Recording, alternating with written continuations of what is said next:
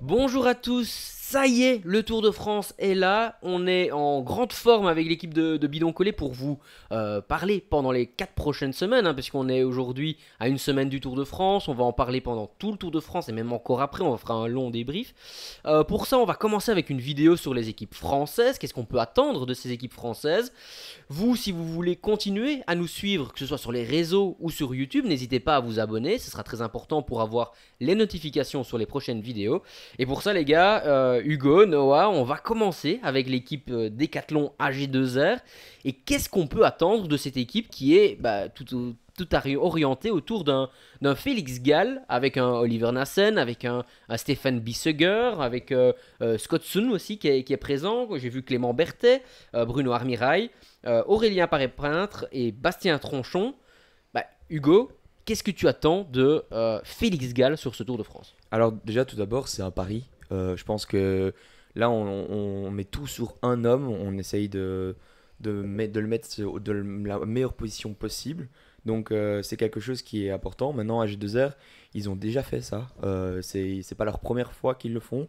Il y a eu Ben Romain O'Connor. Bardet, Ben O'Connor. C'est une équipe, enfin, c'est peut-être l'équipe française qui l'a fait le plus de fois ces dernières années. Et je pense que c'est important pour eux de le faire parce qu'à l'avenir ils vont encore le faire. Donc c'est peut-être un pari risqué parce que le coureur n'est peut-être pas le coureur où on a le plus d'assurance à l'heure actuelle, mais c'est peut-être aussi prendre de l'expérience pour les coureurs qui accompagnent, peut-être pour l'avenir de l'équipe. Donc je pense que c'est une bonne chose pour ce contexte-là. Maintenant, je ne suis pas à 200% sûr que Félix Gall va faire... Enfin, va faire podium par exemple sur le Tour de France. Mais c'est quelque chose qui pour moi est important de tester déjà maintenant. Ouais, Noah, l'année passée, Félix Gall a été un rôle de co-leader avec Ben O'Connor, par exemple, sur la Vuelta. Et malheureusement, ça s'est pas toujours très très bien passé. On a eu un très beau Tour de France il y a 2 ans maintenant, une déception l'année passée, une deuxième déception sur la Vuelta. Et ici, il recommence tout doucement à avoir une grande forme. On l'a vu quatrième sur le Tour de Suisse. Et donc, troisième des coureurs qui n'ont pas pris cette fameuse échappée matinale. Qu'est-ce que toi, tu en penses de ça? Je pense que oui, comme tu l'as dit, il monte en puissance. Ce que je pense aussi, c'est que il vient pour, je pense, son objectif, c'est un top 5 si on veut parler en résultat. Je pense que l'équipe est en forme. Ce qui me fait dire ça aussi, c'est que avoir un maillot de champion de France pour une équipe française lors du Tour de France, c'est quelque chose d'hyper important. Et Dorian Gondon, qui vient d'être champion de France, n'est pas aligné. Donc on voit qu'il n'y a pas beaucoup d'émotionnel. Je pense que l'équipe est définie depuis déjà un petit temps et que ça veut dire que les gars qui sont là sont en forme. Sinon, je vois pas pourquoi ne pas mettre, en tout cas pour une équipe française, comme je l'ai dit, je pense que c'est très important de mettre un maillot de champion de France. Donc je pense que l'équipe est forte et ils ont une équipe bah, avec un peu beaucoup de qualités différentes. On a des gars qui vont très bien chrono, des bons rouleurs comme Bisseguer, comme Armirail, même si Armirail l'a prouvé ces dernières années, peut être très très très fort dans l'école. On se rappelle de son maillot rose sur le Giro il y a quelques années. Je pense que le seul qui aura peut-être un rôle de capitaine de route, coéquipier modèle, ce sera Nassen avec son expérience et en même temps peut-être des fois un rôle un peu plus libre dans certaines grosses échappées deuxième et troisième semaine. Je pense que ça peut bien lui correspondre, mais je pense que l'équipe sera à 100% pour Gall sur le Tour de France. Ouais, Oliver Nassen, que vous avez eu l'occasion d'interviewer au championnat de Belgique ce week-end, qui est en très très grande forme.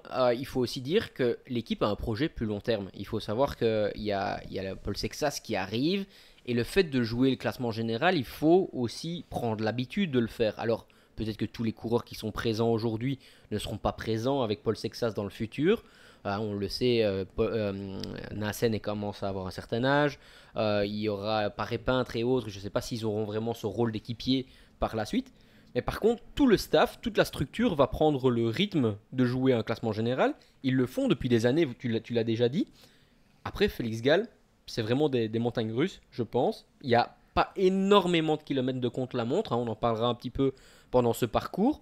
Une première semaine, si allez, avec un peu de chance, qui peut vraiment vite se passer. Et puis après, de la haute montagne, un chrono en montagne, je pense que ça peut quand même être un parcours taillé pour Félix Gall. Maintenant, c'est une équipe qui, je n'ai aucun doute, si ça va pas, pourra très vite se retourner vers des étapes des Aurélien Paré-Peintre, c'est de l'expérience. Nassen, tu en as parlé. On a Clément Berthet qui peut aussi être très très fort. Pour moi, la surprise, c'est un coureur qui sort très très fort du Tour d'Italie, mais qui aurait pu continuer. C'est Nicolas Prodhomme. Pour moi, j'aurais bien voulu le voir sur cette sélection-là. Pour enchaîner les 2 tours, ça fait beaucoup. Mais avec la forme qu'il a, ce serait vraiment un coureur que j'aurais mis aussi dessus. Et alors Paul Lapera, qui pour moi est aussi une surprise de ne pas avoir été présent dans la liste. Moi, je vais rebondir sur ce que Noah a dit aussi jusqu'ici. Armirail, on l'a vu sur le Dauphiné, c'est un équipier qui tient complètement la route. Je pense que dans pas mal d'équipes, il ferait du bien, même pour le général, peut-être pas dans les top 3 teams World Tour, mais au-delà de ça, il a des qualités vraiment, que ce soit rouleur, mais aussi grimpeur, il peut anticiper, etc. Je vais revenir aussi sur le leader, Félix Gall, peut-être qu'il fait montagnes russes, mais quand on voit ce qu'il a fait il y a 2 ans, il avait déjà perdu du temps aussi au début du tour. Il avait déjà eu des problèmes dans les moments importants. Et malgré tout, il a toujours gardé cette mentalité qui, on verra le lendemain, c'est peut-être que les jambes ça va tourner, la chance va tourner. Et au final, c'est peut-être celui qui était le plus frais en 3e semaine, hors Pogacar, hors Vingegaard, l'année où il fait son meilleur tour. Donc sur les 3 semaines, je trouve qu'il a quand même des garanties. Bon, c'est sûr que comme tu l'as dit, ça peut être montagne russe, mais s'il est bien, sur 3 semaines, ça ne le dérangera pas qu'il y ait des jours en plus, des cols en plus. Et en plus, sur la 3e semaine, les 2 et 3e semaines sont durs. Donc plus on va avancer, plus ce sera dur, et je pense que ça va lui convenir. Et ça, je préfère 1000 fois cette mentalité-là que par exemple, je me rappelle d'un Ben O'Connor qui avait des jambes un peu moins bonnes et qui mentalement avait dur à suivre parce que les jambes ne sont pas bonnes. Et je suis sûr que Félix Gall, même si les jambes ne sont pas au top, il va savoir suivre, se donner au max, et je reste persuadé que cette équipe avait besoin de ça. Je reviens juste sur Bissegger une dernière fois aussi, sur un dernier coureur. C'est les Flandriennes qu'il nous a fait cette saison, ça montre qu'il est en forme. Et comme tu l'as dit, s'il n'y a pas de leader, c'est des coureurs qui peuvent aller chercher des résultats. Et cette première semaine, je pense qu'il y aura quand même quelques coureurs qui auront un peu de liberté. Ouais, j'aimerais juste vous poser, je vais vous poser la question sur chaque coureur, chaque équipe. Quelles sont les probabilités pour vous d'aller chercher une victoire d'étape? De l'équipe en Ouais. général. Est-ce que il y a une grosse chance pour tout? Est-ce que pour vous, ils vont en gagner une ou pas? Oui, je pense. Oui, je pense qu'il y a des possibilités, surtout que c'est pas une des plus grosses équipes de ce plateau-là, donc c'est des coureurs, avec tout le respect que je dois pour ces coureurs-là, qu'on laisse peut-être plus facilement partir dans les échappées. Puis comme on l'a dit, il y a beaucoup quand même de baroudeurs dans cette formation, donc je pense que c'est possible, ouais. Ouais. Quelle est la place donc du meilleur coureur au classement général? Donc ça veut dire normalement Félix Gall. Moi, je dirais allez, une bonne 8e place. Allez. 7e place.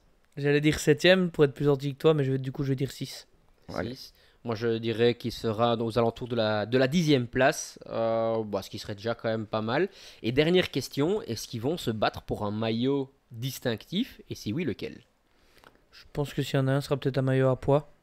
Mais Moi, je pense pas. Je pense que tout est misé sur le général. On va essayer de montrer l'exemple pour les années à venir. Et comme je l'ai dit, je pense que c'est de l'apprentissage à 200% ici. On continue avec... pour moi, ou non plus. Pour Ouais. moi, pas de... Et donc, victoire d'étape, oui, avec Aurélien Paré-Peintre. 10e du classement général avec Félix Gall. Et pas de maillot distinctif. On continue avec l'équipe Cofidis. Attends, mais j'aimerais bien quand même poser une question aussi. Ouais. Vous pensez que les premiers 10 jours, il n'y a pas énormément de cols, de montagnes. Est-ce que vous pensez qu'il y a des équipiers qui pourront avoir leur chance? Non. Tout basé sur les 10 premiers jours? Pour moi, il n'y aura Félix Gall? pas d'échappés qui vont sortir. Non, mais que un Bissegger peut anticiper dans les derniers kilomètres ou dans les... Ça, pourquoi pas? Ça, oui, mais je vois pas de coureur, hormis un sprinter ou un puncher favori, gagner sur... En échappée, tu veux dire? Ouais. Non, mais en long cours alors. Ouais. Oui, non, mais ça, je suis d'accord avec toi. Je pense qu'il n'y aura pas de AG2R dans les échappées au long cours. Mais je vois bien Pendant les les 10 hommes premiers forts jours, ouais. aller tenter quelque chose dans les derniers kilomètres. Ouais. Et toi, tu le vois anticiper ou quoi? non, pas spécialement. Et puis je pense que avec ce tour, j'ai l'impression, même si chaque année le plateau est incroyable, que sur ce tour-ci, on a déjà parlé dans les vidéos, mais on a déjà les quelques fantastiques sans qu'aucun soit vraiment blessé, hormis la forme qui est différente. Au niveau des punchers, on a ce qu'il y a de mieux. On a des Julien Philippe qui ont l'air de revenir hyper bien. Donc je pense aussi que les 10 premiers jours, il y aura que des favoris ou des gars pour les victoires d'étape qu'on citerait déjà à l'avance, plutôt que des surprises en échappée, ça m'étonnerait. On continue donc avec l'équipe Cofidis. Cofidis qui a quand même une équipe assez internationale, on va dire, avec Emmanuel Buchmann, qui normalement devrait être le leader pour le classement général. On a Izagirre qui est là. On a aussi Aramburu. On a Dylan Teuns. On a Alexis Renard, si je ne me trompe pas. Brian Cocard. Damien Touzé, si je ne me trompe pas. Et alors Benjamin Thomas, qui sera aussi là. Qu'est-ce que l'on peut attendre de cette équipe et est-ce qu'on peut sauver toute une saison grâce au Tour de France, un peu comme Astana l'a fait l'année passée avec Mark Cavendish? Bah, ils n'ont pas le choix. Ils sont 19e actuellement au classement des 3 années pour le World Tour. Ils sont un peu en concurrence avec DSM, je pense qu'ils ont 200-300 points de différence, mais ils doivent le faire. Ils ont quand même les cartes pour le faire. Je pense que même si au niveau du sprint massif, Cocard n'est pas dans les meilleurs, il est toujours assez régulier et sur les étapes un peu plus compliquées, chaque année on se dit ouais, je sais pas si on le verra et finalement on le voit toujours un petit peu à l'avant et je pense que ça peut être des points super importants, surtout dans la deuxième partie du tour, sur les étapes un petit peu où tu as des échappées qui vont mais c'est pas spécialement une arrivée au sommet. Cocard ça peut être important, un Benjamin Thomas aussi qui roule très très bien, que je vois dans les échappées, donc je pense qu'ils doivent se sauver en tout cas. Moi, je vais rebondir sur ce que tu dis. Je suis pas sûr que Cocard sera tout seul à chaque fois quand les étapes dures seront là. Pourquoi pas Renard faire quelque chose s'il a grimpe peut-être un peu mieux. Mais on verra. Je pense que on a interviewé il y a pas longtemps Sylvain Moniquet qui est dans cette équipe qui expliquait que on laisse la carte à plusieurs coureurs. Donc ici, on le voit très bien dans l'équipe. Il y a des coureurs pour tous les terrains.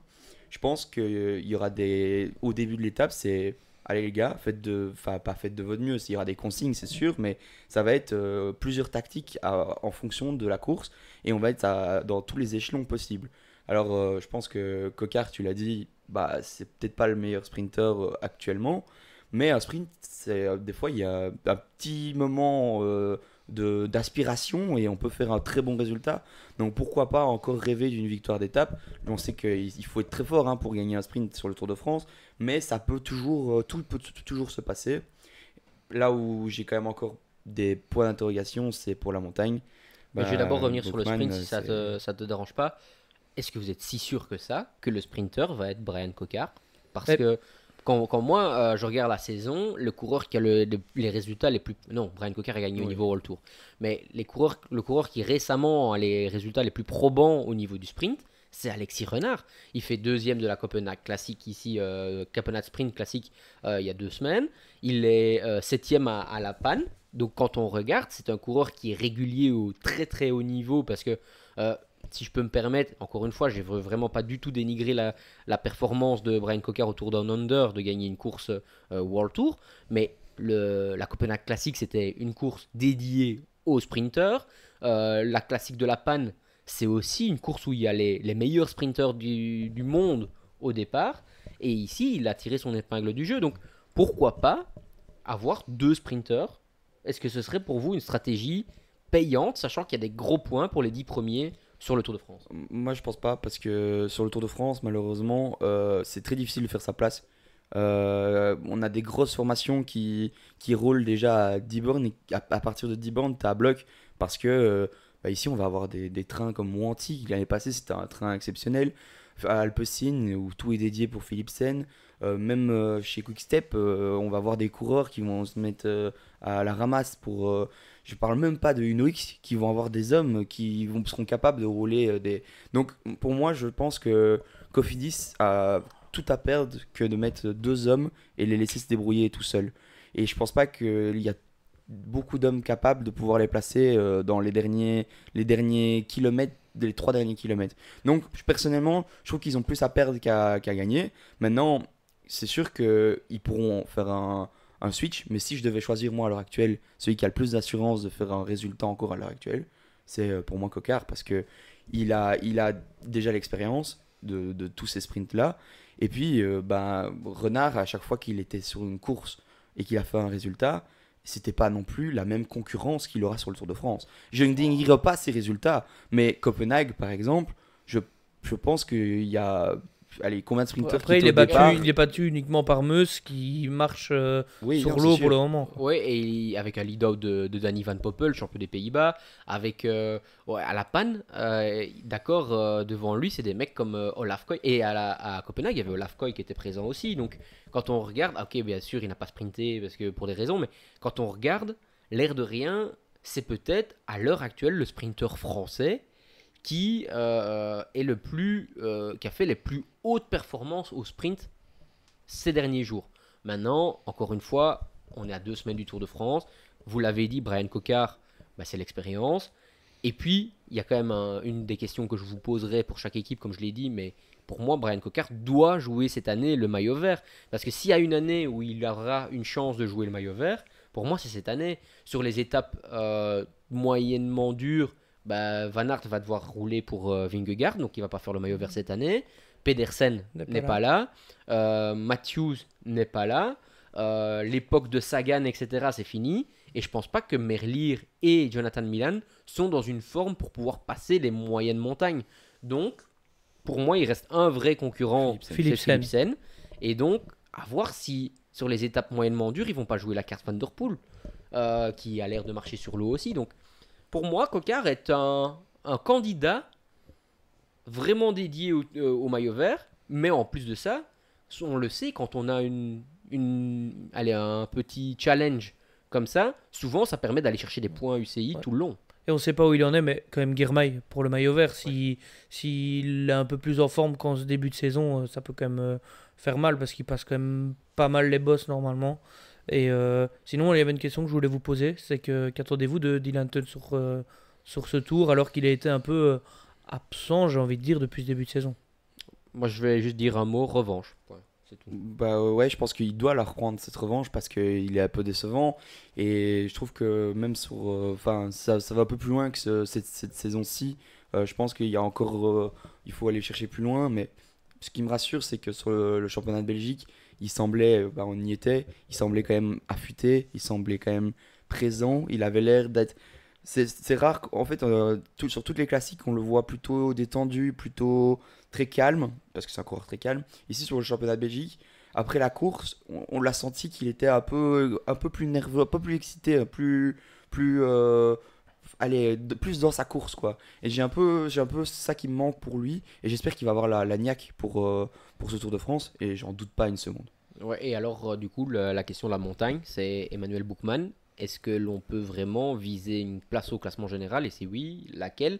Et on va rentrer dans les questions que je vous pose habituellement. Quelle sera la place du meilleur coureur au classement général de Cofidis?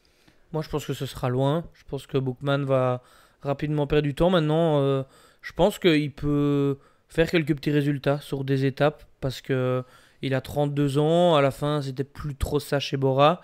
Et je pense que dans une nouvelle dynamique, il est aligné sur le tour. On lui fait confiance, peut-être avec moins de pression. Je pense que bah, il a des capacités extraordinaires.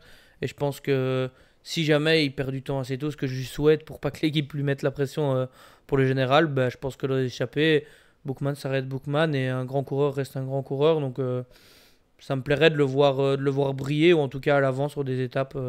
Donc je le verrais bien faire peut-être une fois ou deux podiums ou peut-être une victoire sur une ou deux étapes de montagne pour les échapper. Et si tu devais quand même mettre une place, comme ça on met une place pour chaque coureur, allez, Au général, ouais. si jamais il fait le général à fond, je vais dire aux alentours de la 15e place. Ah bah moi, je vais être un peu plus méchant, je vais dire 19e. Ouais. Pour moi, il va être comme toi, comme tu l'as dit, il va pas être dans les plans, mais au fur et à mesure des échappées, il se retrouvera aussi dans les 13e.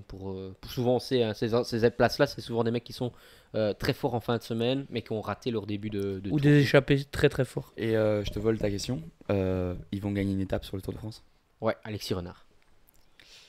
Bah moi je vais dire oui, mais moi je vais dire Benjamin Thomas. Ça me plairait, hein, parce que vous savez comme j'aime vraiment bien ce coureur, et Bah, il me semble fort. J'allais dire deux noms, mais si je dois en choisir un, c'est Benjamin Thomas, parce qu'Arambourou pourrait être capable aussi. Et j'espère, parce que lui, ben, peut-être que chez Cofidis, c'est peut-être le petit rayon de soleil pour moi, là-bas, parce que c'est pas sa meilleure saison, mais il reste quand même tout de même fort, on va dire. Moi, je vais dire Cocard qui va reprendre sa revanche sur le quart de millimètre qu'il a perdu contre Kittel il y a une dizaine d'années. Donc on sur est le très Zetsu. optimiste pour Cofidis. Hein, Ouais, parce que c'est vrai que quand on voit l'effectif, c'est pas 100% sûr de. Enfin, ça a un très bel effectif, mais pour le Tour de France et face à des meilleurs sprinteurs, des meilleurs grimpeurs et les meilleurs baroudeurs du monde, bah ça reste compliqué, quoi. Ouais, après, des coureurs comme Alexis Renard et Brian Cocard, c'est des coureurs qui ont quand même tendance à aller dans les échappées aussi. Ouais. Et donc, moi, ce sera vraiment pas du tout dans un sprint massif que je les vois gagner, mais ce sera plutôt dans un petit groupe. Ouais, non, non, Et c'est certain. un peu comme Anthony Turgis l'année passée, en filou ou quoi. Et j'aime bien ces coureurs malins qui osent, qui ont vraiment un talent dans un domaine, mais qui utilisent d'autres domaines pour se démarquer. Donc voilà, en tout cas, pour moi, c'est là, je pense que c'est peut-être la plus belle équipe qu'on pouvait mettre chez Cofidis, ou en tout cas pas loin. Ouais. Je sais pas si vous êtes d'accord avec moi, mais Bah, il y a juste le sprinter, pour moi, que j'aurais juste échangé les deux, Milan Fretin. J'aurais Milan mis. Fretin. Je l'aurais juste mis lui à la place des deux autres, parce que pour moi, c'est peut-être chez Cofidis le coureur qui marche le plus depuis le début de saison. On est en Mais fait le Giro. voilà, c'est ça. C'était soit l'un ou l'autre. Et Puis je il en pense fait que- beaucoup.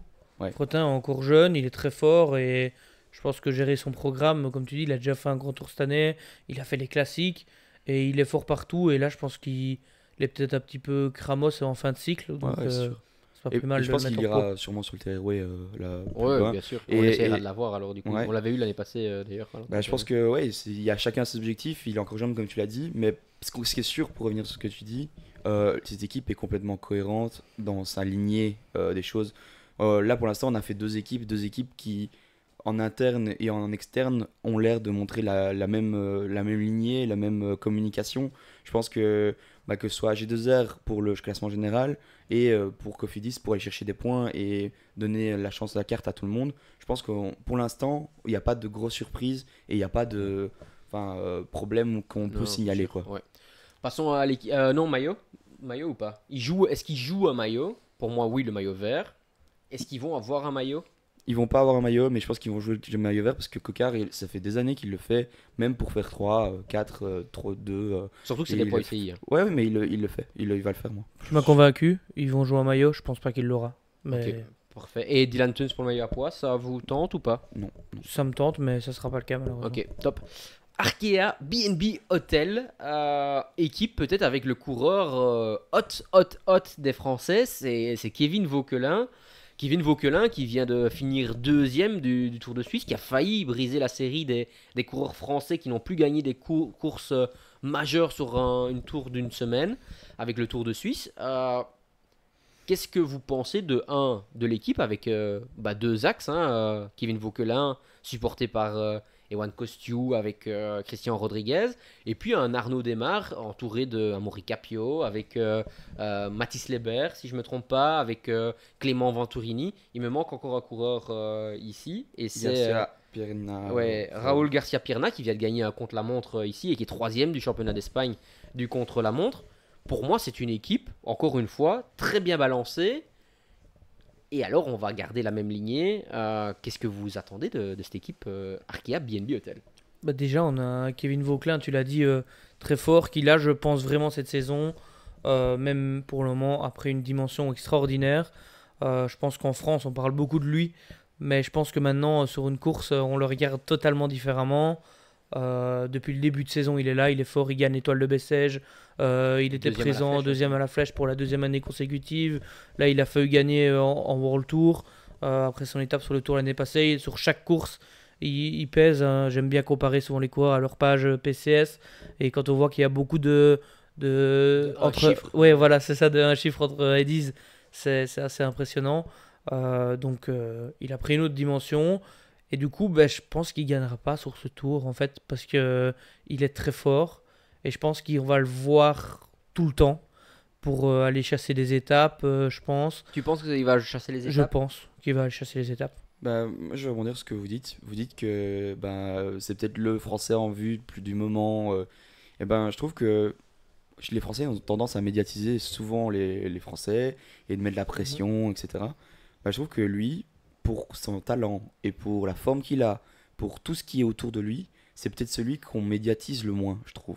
Alors, il est le Tour de Suisse, ça a été quelque chose parce que il a risqué de gagner, d'arrêter cette malédiction française sur une course sur le Tour, enfin un tour pour le Tour. Mais hormis ça, je trouve que sur la Flèche Wallonne, on n'en parle pas non plus autant que si ça avait été Lenny Martinez ou si ça avait été Paul Sexas. Ou je trouve que même Romain Grégoire, on en fait beaucoup par rapport à lui. Alors que c'est peut-être celui qui a le plus gagné au haut niveau à l'heure actuelle. Il a déjà gagné sur le Tour de France. Il a déjà gagné des très belles courses. Et pour moi, je suis pas trop d'accord avec Noah. Je pense qu'il va avoir sa carte parce que, enfin, il va savoir partir parce que là, on parle d'une course où il y a des fantastiques qui vont se regarder beaucoup plus et lui aura plus sa carte parce que même s'il est très fort, il n'est pas encore au niveau des autres. Ouais. Alors pour moi, il va pas faire le classement général. Enfin, il devrait pas faire le classement général non plus, même si la première semaine, ça lui convient très bien Ouais, et je c'est pense sûr. qu'il doit essayer d'être le plus proche possible malgré tout sur les 10 premiers jours. Mais en effet, pour moi, c'est un coureur qui sent extrêmement bien la course. Et je suis d'accord avec toi que je le trouve sous-médiatisé parce que c'est vraiment le numéro. Pour cette année, c'est le numéro un français. Il n'y a pas de débat. Christophe Laporte est sur la touche. Alaphilippe est sur la pente remontante, mais pas encore à ce Ouais. niveau-là. Romain Grégoire a été très fort et franchement très beau. Et Lenny Martinez, c'est vraiment le top mondial. Mais là, Kevin Vauquelin, pour moi, il est vraiment les yeux dans les yeux en tant que puncher dans les meilleurs du monde. Mais quand je dis meilleurs du monde, on se retrouve dans le top 5, top 10. Pour moi, il y a Pogacar, Van Der Poel qui sont peut-être plus explosifs que lui. Mais après, il n'y a pas beaucoup Pour de le mur mecs. de Bretagne, je trouve que ça, c'est une arrivée qui, si on devait mettre 5 coureurs, moi, il est dans les 5. Et il est Il est surtout peut-être, très complet. il est Ah ouais. peut-être dans les 3 s'il est vraiment dans une forme très exceptionnelle ce jour-là. Donc, je suis totalement d'accord avec toi. Et si je devais citer 3 Français au début du tour qui risquent de gagner une étape au Tour de France, pour moi, il est dans les top 3 et il n'est pas troisième. Ah ouais, ouais, mais il est vraiment. Il a un sens, comme je le répète, il a ce sens de la course et il arrive à mettre la balle au fond. On l'oublie, mais l'année passée, vainqueur sur le Tour de France. Et cette année, encore une fois, il a gagné l'étal de Bessèges. Il était. Je répète, mais il est vraiment ce sens filou. Il a pris la bonne échappée ici. La raison pour laquelle il est si bien classé au classement Ouais. général. Après, il aurait fait top 10, vu la condition qu'il a. Mais c'est parce qu'il a pris cette très bonne échappée et en plus il est bon dans les conditions météo qui sont dans un peu de toutes les saisons et ça c'est super important aussi. Après, je vais pas m'éterniser sur Kevin Vauquelin parce que franchement on l'adore tous ici, je pense. C'est vraiment la tête de proue de cette équipe d'Arkea et je pense avec les problèmes financiers que Arkea a et des problèmes de partenariat, lui va être l'année prochaine dans soit une place de leader dans une équipe française, soit il va aller même, peut-être pourquoi pas gratter une place de leader dans une équipe étrangère et dans une équipe top mondiale. Donc vraiment chapeau à lui. Et je reviendrai un peu plus tard sur le classement général parce que ce sera lui le leader quand même de l'équipe pour moi au niveau des Ouais, je places pense avec que Christian Rodriguez. je pense qu'il personnellement, je pense pas qu'il fera le classement général, mais c'est sûr qu'il va se retrouver très vite dans cette place très vite placée au général parce que même au chrono, il se débrouille plutôt bien.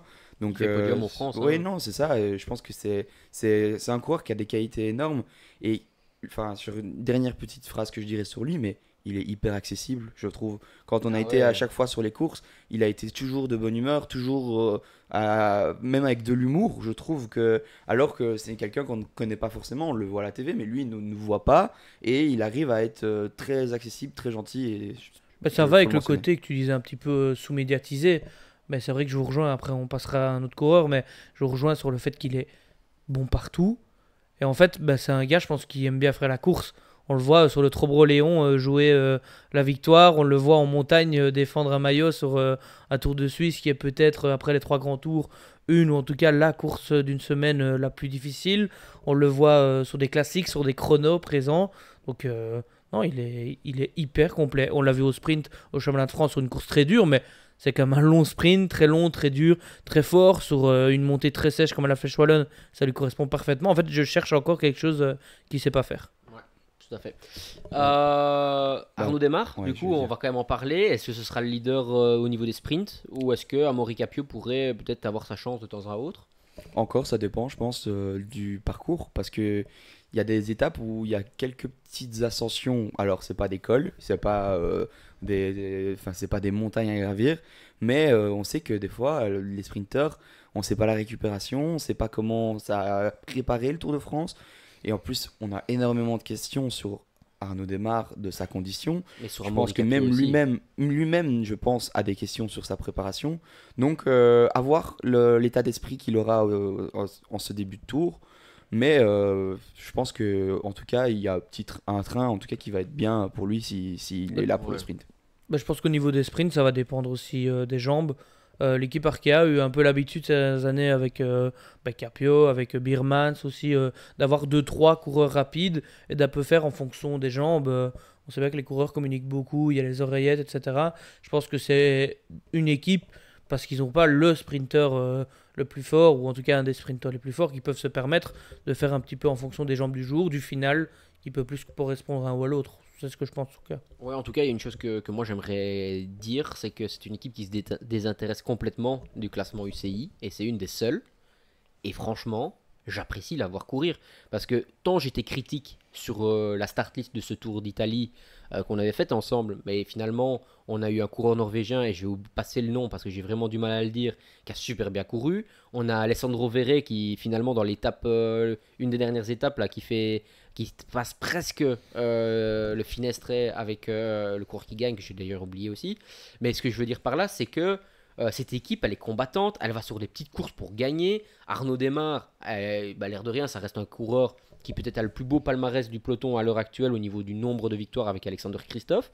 Et puis après, on se retrouve avec une pépite française. Chapeau en tout cas à Emmanuel Hubert et son équipe, parce que elle est très sexy pour moi. Je sais que tu aimes bien dire ce mot-là, mais pour moi, c'est une des plus belles équipes qu'on aurait pu prévoir. Et encore une fois, peut-être qu'on en parlera plusieurs fois sur ces previews avec plusieurs équipes, parce que c'est le moment où il faut être là au Tour de France. Mais là, chapeau, parce que c'est une très belle équipe sur le départ du Tour de France. Et puis, comme tu le dis, si on fait la même vidéo en janvier, comme on l'a fait sur les previews, on est inquiet, on ne sait pas comment. Je trouve qu'ici, on a beaucoup plus d'assurance sur les coureurs qui sont là, et on est beaucoup plus satisfait. Et quand on sait en plus la situation de l'équipe, on sait que c'est compliqué, etc., je trouve que moi, ils ont rien à envier par exemple à une équipe comme Cofidis, je trouve. Ils sont même au-dessus au niveau dans le niveau intrinsèque de l'équipe. Donc peut-être pas au niveau pour LCI, mais ouais. non, mais au niveau de performance des coureurs qui sont là cette année, je trouve que eux, ils vont certainement être mieux dans l'ensemble des étapes que Cofidis. Maintenant, on verra, un tour c'est long, c'est différent, il y a plein de le contexte pendant le tour où il faudra voir l'ensemble du truc, mais je pense que là ils ont vraiment une très belle équipe. Ouais, je suis 100% d'accord avec toi. Moi, il y a juste un coureur dont je voulais parler, et j'anticipe déjà un peu ta future question sur leur première place au classement général. Vu que j'ai dit que je pense que Vauclin ne le fera pas, je pense que ce sera Christian Rodriguez qui va le faire, parce qu'il est très fort, il est en forme. Il vient de faire deuxième de la classique d'Andorre en battant des Enric Mas, des Esteban Chavez, etc. Battu seulement par le Skelmos incroyable de chez Trek. Il avait gagné le Mercantour en France un petit peu avant. Enfin, il est très très fort. Il a l'habitude en plus de jouer le classement général autour de la Vuelta, etc. Et c'est un pur grimpeur. Et sur un tour très difficile, on a vu avec une deuxième semaine avec beaucoup de cols, même si le premier col arrive uniquement lors de la 10e étape, après ça ne s'arrêtera plus. On a des étapes à plus de 5500 mètres de dénivelé, comme la 18e, je pense. Donc je pense que les vrais grimpeurs, malgré qu'il y ait eu deux chronos, il y a déjà un des deux chronos qui va vraiment les favoriser, parce que c'est littéralement un col assez dur. Donc je pense qu'il peut autour de la 10e place. Okay. Autour de la 10e place. Autour de la 10e place. Ça c'est quand même fort... c'est généreux de ta part en tout cas. Personnellement, je suis pas sûr qu'un coureur fera le général, mais je voulais quand même, avant de dire mon général à moi, j'ai un coureur que je voulais dire, Kosciu. C'est quand même un coureur qui... On n'en a pas assez parlé, je trouve, aujourd'hui. Donc on en parle de temps en temps. Je pense que Maxime l'avait pris comme coureur à suivre. Mais c'est un super coureur. Il avait fait un super Tour d'Italie l'année passée. Désolé, je t'interromps, mais c'est un coureur qui, pour moi aussi, n'aura aucun doute. Et lui, c'est un coureur que j'aimerais vraiment voir dans une équipe comme chez Lotto l'année prochaine, ou même chez Quick Step, chez Intermarché, un peu comme Louis Barré a fait cette année. C'est un coureur qui n'est pas exactement du même profil, mais qui est punchy, qui s'est roulé. Et pour moi, c'est aussi un grand talent dans cette équipe Arkea. Et qui est en forme, hein. On sait bien que le chrono est souvent un curseur de forme. Il va faire 5e du chrono en France, où il y a quand même beaucoup de bons rouleurs. de bons rouleurs, en battant des Pierre Latour, des Alexis Brunel, etc. Donc, Et lui, il a il est en pas forme. le nom de Vauquelin aussi. Donc c'est sûr que quand lui va attaquer, bah après, il a peut-être pas aussi encore le niveau d'un Vauquelin. Il est très fort. Il n'a pas encore les derniers pourcentages pour atteindre ce niveau-là. Mais pourquoi pas il peut éclore encore sur ce Tour de France, même s'il est déjà très fort. Hein, mais c'est pas une éclosion comme si on ne le connaissait pas. Mais il n'a pas le nom des autres, donc on pourra le laisser partir beaucoup plus facilement. Ouais, et puis si Vauquelin se retrouve en échappée, pourquoi pas avoir un duo Costiou-Vauquelin, parce que ça pourrait très bien fonctionner. Ta place? Allez, je vais dire. Moi, je vais regarder Christian Rodriguez aussi. Mais je vais être un peu plus méchant que toi. Je vais dire 14e. Ok. Ouais. Moi, ce sera Vauquelin et il sera 8e, mais pas en jouant le classement général régulièrement, mais en étant dans les échappées régulièrement. Et alors, pour Faudra moi, être fort, hein, parce que. ouais, pas de victoire d'étape, Ah oui. mais un maillot à poids De Vauquelin. de Vauquelin en étant dans les échappées. Bah, franchement, honnêtement, ça me ferait rêver, moi, personnellement. Mais je pense pas. Je vais rester lucide. Et moi, par contre, il y aura une victoire d'étape. Pourquoi pas le mur de Bretagne, comme je l'ai dit. Et pour moi, ce sera Vauquelin. Moi, comme je dis, pas de victoire d'étape, malheureusement. Un maillot à poids, c'est vrai que ça paraît quand même sexy, pourquoi pas. Et c'est réalisable, je Et trouve. c'est Enfin, réaliste. C'est pas illogique s'il ne Ah fait pas le ouais, classement non, c'est général, sûr, mais- c'est sûr. Il pourrait y arriver, hein, je pense. Parce que quand on regarde, après pour moi, allez, je vais être honnête, il va jouer le maillot à poids, mais il l'aura peut-être pas. Mais pour moi, le maillot à poids va être chez Tadej Pogacar. Le maillot vert va être chez Tadej Pogacar. Ça va, voilà, je vais pas vous. Vert, je sais pas, parce que- Ouais, parce qu'il y a quand même beaucoup d'étapes de vallon dans la on première serait sur la semaine, Vuelta, je dirais oui, parce que Mais quand le on regarde Mur fonctionnement de est différent. Bretagne, on a encore la deuxième étape qui est pas facile. Enfin, Mais maillot vert, c'est compliqué quand même. on verra. Mais franchement. Le Tour a l'avantage d'avoir Tant un barème l'année des points passée, pas trop mal. pour On le avait fait maillot la vert. preview et Maxime avait fait un troll là-dessus. Tant cette année, on regarde, l'année passée, il fait 6 victoires d'étape. Ouais, mais donc tu penses qu'il va faire plus que 6 victoires d'étape cette année? Non, mais il sera plus proche et les sprinters prendront moins moins de points. Parce qu'il y a justement cette division entre Van Aert va pas faire les étapes comme ça, Merlier, Bah, il va devoir justement, il y aura travailler plus de points dans les pour étapes. les personnes qui Merlier jouent. ne va pas pouvoir jouer le maillot vert parce qu'ils n'ont pas une équipe pour contrôler et dans les étapes très dures, il va pas pouvoir être là. Philipsen, il va avoir Mathieu Van Der Poel dans son équipe. Il y a que Girmay qui me semble en sous-forme. Franchement, je sais que c'est une grosse cote, mais je Et tu serais quand même parierais pas- dessus? Non. Ah, j'allais dire. Parce que là, moi, personnellement, c'est une cote que. Mais que aujourd'hui, je le ne- maillot vert, c'est peut-être le maillot où j'ai moins de certitude de tout. Hein. Non, avec je pense le que maillot à moi, poids. je vais être honnête avec toi. Je pense que Non, mais le justement, maillot vert, non. je vais être justement pour moi le maillot vert, c'est peut-être celui qui, allez, avec Pogacar peut-être pour le maillot jaune, mais je pense que c'est celui où je suis sûr que Philipsen va être au-dessus du lot. Pourquoi? Parce que très vite il va se retrouver au-dessus tout seul de ce classement-là. Parce que il y aura peu de concurrents et donc ce sera plus facile d'amasser les points parce que les sprints seront moins disputés et quand on sait que les sprints sont moins disputés, bah ça monte plus facilement les points. Il y a moins d'efforts à les faire. Donc moi c'est pour ça que je pense que Philipsen sera.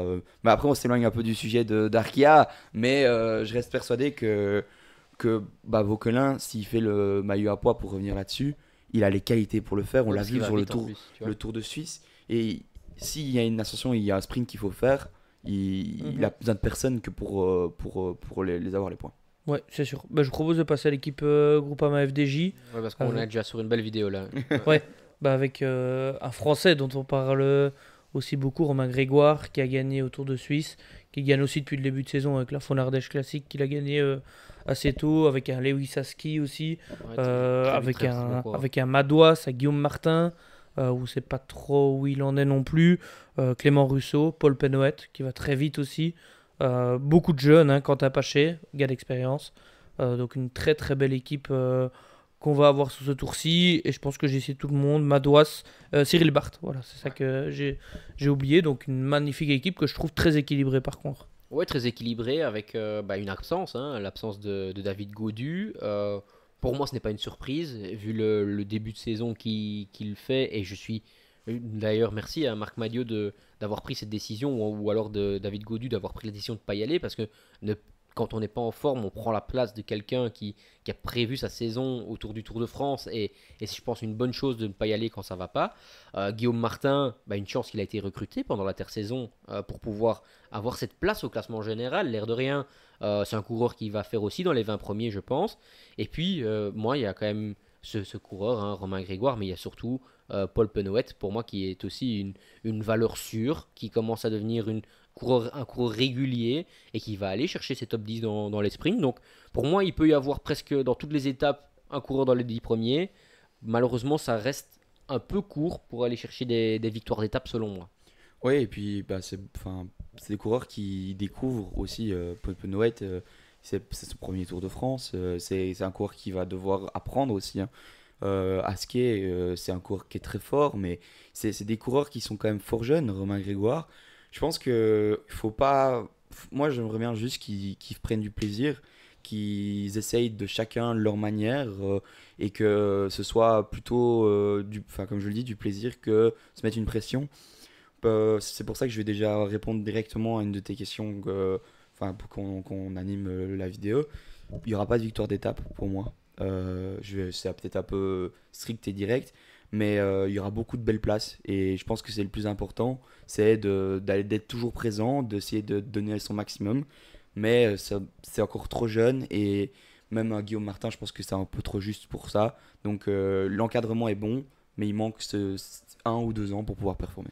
Ouais, s'il y a un coureur pour moi qui peut aller en chercher une, c'est Lewis Hasky, parce que c'est un finisseur, c'est un bon filou aussi. Il sent bien la course. Et Romain Grégoire, malheureusement, j'ai un peu l'impression que, contrairement à Kevin Vauquelin, lui, il a une pancarte gigantesque dans le dos. Et je pense que les favoris vont pas le laisser partir si ils veulent jouer la victoire d'étape. Dans une échappée, on sait jamais, hein, c'est aussi un gagneur. Mais par contre, voilà, je pense que en petit filou, Lewis Hasky pourrait aller chercher quelque chose. Maintenant, encore une fois, ça reste une des équipes pour lesquelles on vient voir les courses de vélo. C'est une équipe emblématique.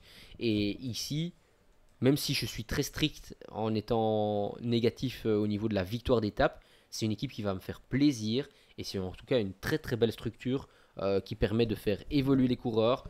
Romain Grégoire, il a commencé chez les juniors, chez les espoirs là-bas. Il est là. Lewis Hasky, c'est la même chose. Paul Penouet, même chose. Et ça fait vraiment plaisir de voir, en tout cas, une école de jeunes chez les Français qui marche bien. Et l'équipe française des Jeux, et Groupama française des Jeux, avec le temps, est en train de devenir, peut-être avec Lotto, avec Visma Lease a Bike, peut-être les meilleures équipes de développement. Et franchement, ça paye. Je suis content. Maintenant, ma grosse cote, moi, c'est Paul Penouet, un top 5 sur une étape au sprint. Moi, ça me ferait plaisir aussi, moi. Moi, ça me ferait plaisir. Maintenant, au niveau des victoires d'étape, je suis plus comme toi, Boris. Je sais pas s'il y en aura, je pense pas. Mais par contre, s'il y en a une, je suis pas d'accord avec toi. Je pense que ça peut venir de Grégoire. Alors, qu'il aura une beaucoup plus grosse pancarte encore que Vauquelin, je suis d'accord. Maintenant, lui, dans une échappée, je pense qu'il sera beaucoup plus loin en général, encore que Vauquelin, et que du coup, on le laissera beaucoup plus facilement partir dans une échappée à partir de la deuxième semaine. Et lui, il a aussi des qualités, enfin, on le voit dans l'euphorie, même si c'est son premier Tour de France. En finisseur, on l'a vu sur la première étape qu'il gagne en Suisse, on le connaissait comme très bon coureur, mais pas spécialement comme un des meilleurs descendeurs. Il attaque parce qu'il savait qu'il y avait une descente, il savait qu'il y avait beaucoup de virages, donc je pense qu'il lit aussi bien la course, il l'analyse pas mal, parce que pour un gars de 22 ans, se dire, après il y a les directeurs sportifs et tout, mais je trouve ça assez mature même de sa part, de pas vouloir attaquer plus tôt, ou de même attendre la fin parce qu'il se sentait fort, de se dire je dois attaquer maintenant, je fais le trou dans la descente, donc je pense qu'il aura déjà peut-être les épaules pour... pourquoi pas une petite étincelle et gagner en deuxième ou troisième semaine. Et je suis totalement d'accord avec toi. Dans les échappées, on sait qu'à l'heure actuelle, dans le cyclisme moderne, ça se joue de temps en temps dans les descentes. Il y a les moments où ça se regarde, on met son KOE, il y a des petits moments où ça casse dans les descentes. Je pense pas qu'on mettra son KOE en juillet sur le tour. Mais tu as compris. On sait jamais, tu as vu. Non, mais ça peut arriver, et on monte très haut en altitude, on prend le ravito. Enfin, c'est plein de moments qui dans la course, ça casse un peu la course. Et des fois, il y a des groupes qui partent. Et lui, bah, il se posera pas de questions, je pense. Et on l'a vu. On ne connaissait pas ces talents-là de ce garçon-là. En tout cas, moi, personnellement, je ne le connaissais pas. Et je pense que c'est quelque chose que sur le Tour de France, ça peut faire gagner une étape. Ouais, Guillaume Martin, qu'on a aussi eu, et Valentin Madouas aussi, faut pas oublier, Ouais. mais qui peut aussi aller chercher quelques belles places, Ouais, quelques petites On belles n'a places. pas beaucoup mentionné. Ouais, et Guillaume Martin, qu'on a eu aussi, encore une fois, on le dit, mais on a eu pas mal de clients hein, à l'interview cette année. Guillaume Martin, qu'on a eu, qui nous disait la sensation de gagner, ça le libère. Ça le libère, et cette année, il a gagné 2 jours d'affilée. Est-ce que on vient pas au Tour de France avec un esprit de, bah moi, ma saison, peut-être qu'elle est peut-être pas réussie, mais en tout cas, j'ai moins de pression en ayant déjà gagné. Le problème, c'est que Martin a eu l'habitude de faire uniquement le classement général sur le Tour de France. Maintenant, s'il décide de jouer les étapes, pourquoi pas, ou même un maillot à poids, hein, pourquoi pas. Je pense que ça peut très bien lui correspondre s'il va dans l'échappée, mais je pense qu'il va jouer le général. Ouais, je pense aussi. Et alors, quelle place? Moi, je vais être plus positif que ce que j'ai été jusque maintenant. Et je vais dire 12e. Tu me voles la vedette à chaque fois, maintenant je vais dire tout le temps en toi, je vais dire 13e du coup. Ouais, je pense que il aura des très hauts et des très bas, malheureusement. Et je pense qu'il va faire 17e de ce Tour de France. Mais en étant, comme toujours, dans pas mal d'échappées. Est-ce que un maillot? Non. Non, pas moi non plus. Du coup, non. Ok. Et alors, on arrive avec l'équipe invitée, l'équipe Total Energy, l'équipe qui court énormément en Belgique, vainqueur d'étape l'année passée avec Anthony Turgis, qui est là aujourd'hui, et qui est peut-être avec le coureur, je parlais tout à l'heure de Alexis Renard, qui est peut-être la référence du sprint ici, mais c'est Emilien Janière aussi qui cette année fait encore une très très belle saison. Net nit, comme on dit en Belgique, c'est juste pas assez que pour gagner les toutes grosses courses. Mais par contre, il est quand même pas loin à chaque fois. Allez, cette équipe, qu'est-ce qu'elle vous inspire avec Steph Kras, qui est aussi chaque fois bien placé, qui est malheureusement très malchanceux, avec Jordan Gega, qui a aussi l'année passée fait un très beau Tour de France. Je continue la liste avec Alexandre Delettre, qui a fait aussi un super championnat de France, avec Janière Burgodeau, qui est habitué à faire des belles places, et puis Matteo Vercher et Thomas Gachignard, des coureurs, des gros moteurs. Qu'est-ce que vous attendez de cette équipe? Il y a 2 leaders, je pense, quand même, dans cette équipe qui sortent. Steph Kras pour le général et Janière pour le sprint. Je pense que Janière, quand il pourra avoir sa carte, l'équipe sera dédiée à 200% pour lui. C'est un peu un de mes coups de cœur de cette saison, Janière. Pourquoi? Parce que déjà, comme je le disais, déjà avec Vauquelin, très disponible et très souriant, on va dire. On voit bien que c'est avec du plaisir qu'il fait ce sport. C'est pas avec les pieds de plomb. Et pour moi, j'ai dit qu'il y avait des coureurs français qui avaient beaucoup de chance d'avoir remporté une étape. Bah, moi, je vais mettre Janière dans mon pourquoi pas aller chercher une étape. Bah, alors, c'est vrai que c'est vraiment très difficile vu la concurrence, mais je l'ai dit, il a déjà fait pas mal de belles places. Tu parlais de Renard, mais pour moi, lui, il en a encore plus des références dans le sprint. Et je pense que sur 3 semaines, on peut avoir beaucoup de surprises sur l'état de forme d'un coureur. Et pourquoi pas lui découvrir de très belles surprises. Moi je le verrais bien, en tout cas sur les étapes de sprint, être présent tout le temps. Oui. Gagner, je pense pas, mais être présent tout le temps, surtout que il est habitué à chaque fois qu'il y a un sprint, ses 6 dernières courses, sa pire place c'est 8ème. Sinon il est tout le temps, il vient de faire 3ème au Copenhagen Sprint, donc devant encore des coureurs très très vite. Et je pense que l'équipe va faire un petit train pour lui et que dans les arrivées au sprint, ce sera dédié pour lui. Sinon, Ouais, Anthony Turgis, ça reste un super lead-out. Hein. C'est un coureur qui est aussi de grands talents et qui permettra à Emilien Janière d'être vraiment très bien placé. Donc désolé de t'avoir interrompu, mais je reste persuadé que ça reste un des meilleurs coureurs pour emmener un sprint Anthony Turgis. Donc oui, Emilien Janière sera bien emmené.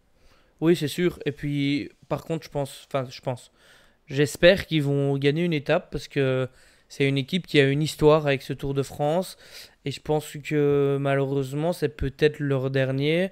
On sait que Total part. En tout cas, c'est On verra incertain. avec Arkea, En tout cas, c'est pas très clair. incertain. Ouais.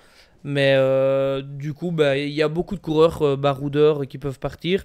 Alors je sais bien que là on analyse des équipes et qu'on dit que plein de coureurs peuvent aller à l'avant, peuvent aller dans les échappées. Mais c'est vrai que des fois, c'est un peu. Il faut les jambes, mais c'est un peu la loterie. Quand on est à l'avant, il faut y croire. Tous les coureurs, je pense, quand ils partent dans une échappée qui arrive au bout, tous les coureurs y croient. Et je pense que c'est tout à fait possible. Et l'histoire serait belle pour cette équipe qui, en 2010, avec Veuclair, et puis plus tard, avec des gars comme Calmejane, tout, ont quand même gagné sur le Tour de France Sur Gis l'année dernière. pas mal de fois. Donc l'histoire serait belle et je peux y croire pour cette équipe. Maintenant, je pense pas que ce soit au sprint, ni avec Janier, ni avec Turgis. Et donc ce serait, je sais pas, de l'être. Peut-être qu'il marche bien dans les arrivées en Je petite gars, ou par exemple. Ou... Ouais. Après, moi, c'est plutôt un espoir quand je dis que j'ai Ouais. gagné une victoire d'étape. Mais je pense que, en fait, je suis persuadé que Janier est capable de faire podium sur une étape. Ça, c'est certain. Maintenant, pour gagner, c'est quand même un peu juste aussi. Et je vous rejoins pour Total. Moi, je pense qu'il n'y aura pas de victoire d'étape. Ok, bah moi je pense qu'il il y aura deux, trois podiums de Janière, mais pas plus, parce que en régularité, et s'il se faufile bien, par rapport à des Philipsen, etc., s'il est dans la bonne roue, c'est un cours qui va pas se laisser avoir. Donc podium oui, victoire non. Classement général, Steph Kras si pas de soucis, Jordan Jega si souci pour Steph Kras, mais on va être aux alentours de la 12 à 14e place pour moi, pour ces deux coureurs qui vont être fort proches l'un de l'autre. Bah ouais, je pense aussi avec Guillaume Martin et lui, ils vont être l'un derrière l'autre. J'ai dit 12 pour Martin, bah je dis 13 pour Sefras aussi. Mais s'il finit, parce que honnêtement, c'est peut-être le coureur sur tout le peloton. Allez, non, j'en ai un autre, mais je le dirai dans une prochaine vidéo. Mais Sefras, il a trop de malchance. Alors que des fois, il fait vraiment le meilleur début de tour possible. Il fait le meilleur début de classement général sur un tour d'une semaine. Mais il a ses malchances à chaque fois. Et ben, j'espère réellement que ça va partir cette année. Il va faire 11e et il va finir ce Tour de France. Ah, parfait. Alors, maillot? Non. Non. Plus. Ok, parfait. Merci les gars. Super vidéo. Je vois que le chrono défile. C'est qu'il y a quand même pas mal de choses à dire sur ces équipes françaises. Merci à vous d'avoir regardé cette vidéo dédiée donc, aux coureurs français et à ces équipes françaises. N'hésitez pas à vous abonner pour avoir plusieurs contenus tout au long de ce Tour de France, mais pas que. Bidon collé, c'est toute la saison, hein, les classiques, le Tour d'Italie, le Tour de France et la Vuelta. On parlera aussi sur les championnats du monde. Nous, on se retrouve très vite avec une vidéo sur les grands leaders et qui va gagner ce Tour de France.